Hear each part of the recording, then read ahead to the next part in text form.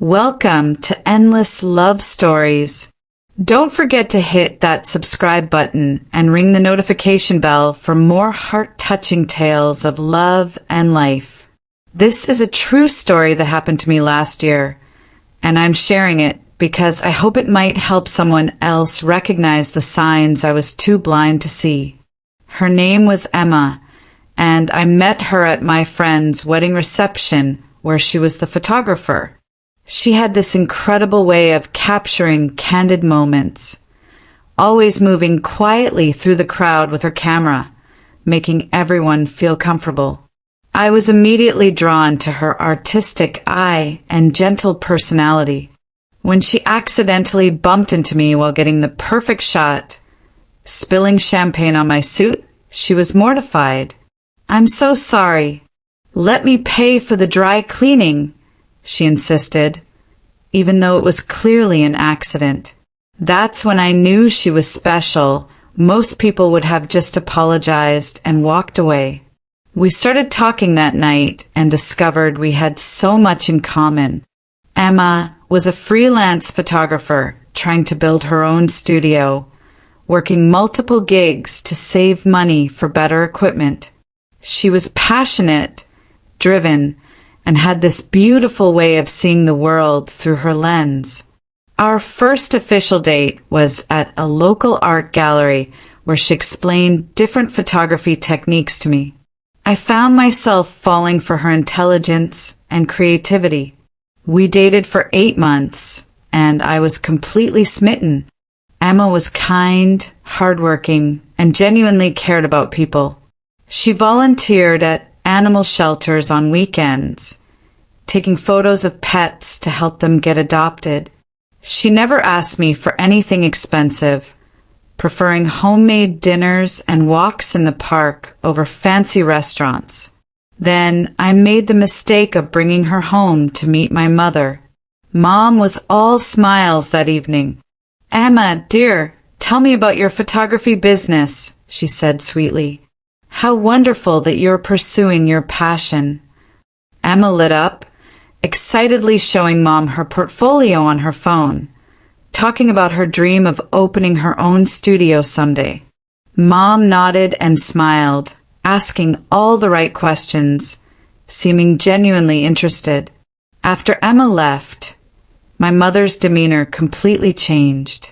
"She's lovely, honey, but let's be realistic here," Mom said, settling into her favorite armchair with that calculating look I knew too well. "A struggling photographer? She's clearly looking for someone to invest in her little hobby." I defended Emma immediately. "Mom, she's talented and working hard to build her career. It's not a hobby." But my mother had already made up her mind. "Sweetheart, I've seen this before. Pretty girls with big dreams and empty bank accounts. She's sizing you up as her ticket to success. Mark my words, soon she'll be asking you to help fund her studio or buy her expensive camera equipment." Over the next few weeks, Mom's poison slowly seeped into my thoughts. When Emma mentioned needing to upgrade her equipment, I wondered if she was hinting for financial help. When she talked about her business struggles, I questioned her motives. When she admired the expensive camera in a store window, I saw manipulation instead of genuine admiration. The worst part was that Emma never actually asked me for money. Not once. She always insisted on paying her share of dates, even when I could tell money was tight. She gave me thoughtful, handmade gifts instead of expensive ones. She was proud and independent, but my mother's words had planted seeds of doubt that grew stronger each day. "She's playing the long game," Mom would say during our weekly dinners. "Trust me, I know women like this. They act independent at first, then slowly start dropping hints about their financial problems. Before you know it, you'll be supporting her entire career." The breaking point came when Emma's camera equipment was stolen from her car after a wedding shoot.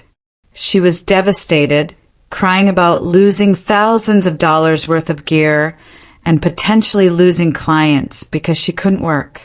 Instead of comforting the woman I claimed to love, I saw my mother's warnings coming true.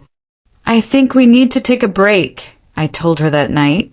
"I'm not ready for anything serious right now."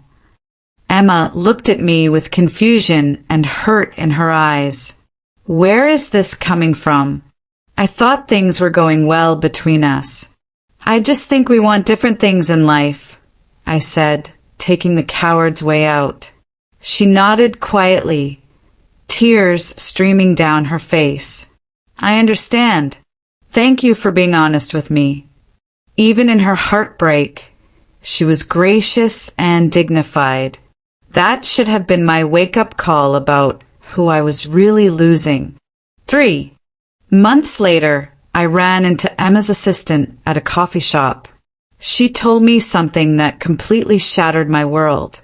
Emma had just signed a major contract with a high-end wedding planning company and was featured in a prestigious photography magazine. Her work was being recognized nationally, and she was booked solid for the next year. "She never told you about the magazine spread?" the assistant asked. She was so excited, but said she didn't want to seem like she was bragging. "She mentioned you probably wouldn't be interested since photography wasn't your thing." I felt sick to my stomach. Here I was, thinking she was trying to use me, when she was actually succeeding on her own merit. She had been featured in a national magazine and never mentioned it because she was humble, not because she was plotting to use me as an investor. I started researching Emma's work online and discovered she had won several photography awards, had her work displayed in galleries, and was considered one of the rising stars in wedding photography. The woman my mother had dismissed as a gold digger was actually incredibly talented and successful. I tried to reach out to Emma, but she had moved on completely. Through mutual friends, I learned she was dating a fellow artist who appreciated her talent and supported her dreams. She had also opened her own studio without anyone's financial help and was thriving. Meanwhile, I was alone, finally understanding what my mother's toxic influence had cost me. When I confronted Mom about her judgment of Emma, she actually doubled down. "Well, you're better off anyway. Artists are unstable. You need someone more practical." But I finally saw the truth. My mother wasn't protecting me. She was projecting her own insecurities and prejudices onto Emma. Mom had always been obsessed with status and money, and she couldn't understand that some people are driven by passion rather than profit. Emma had never been looking for an investment. She was looking for love and support. She wanted a partner who believed in her dreams, not someone who would fund them.